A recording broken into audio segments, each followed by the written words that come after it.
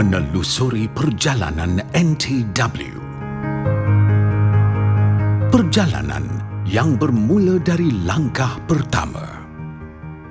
Menggerakkan semangat bangsa, mencari ilmu, membina harapan. Wajah-wajah yang membawa cerita, mahu berubah. Menyingkir angan-angan, menggenggam keberanian.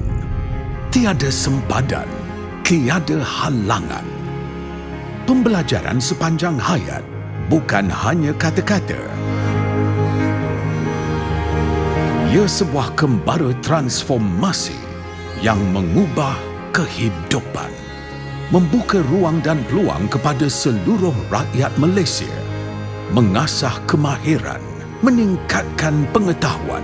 Puluhan ribu pekerja yang punya latihan lebih daripada technical skills yang harus di upskill dalam bidang digital, bidang AI. Di sinilah peranan Kesuma, HRD Corp dan seluruh agensi latihan. NTW terus memperkasa rakyat melalui pembelajaran sepanjang hayat. Pembelajaran sepanjang hayat boleh menjadi pemangkin kepada kemajuan ekonomi negara dalam jangka panjang. Melengkapkan bakat negara dengan kemahiran dan pengetahuan kerja masa depan. Program latihan kemahiran ditawarkan menerusi portal NTW secara percuma di pelbagai lokasi melalui pelbagai mod dan platform pembelajaran. Pelajari, alami, kuasai. Setiap pencapaian adalah saksi kepada usaha dan pengorbanan. Di sini, kita menyulam masa depan.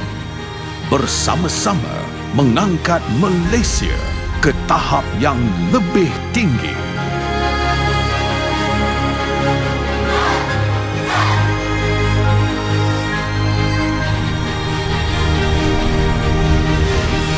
Terima kasih, Malaysia.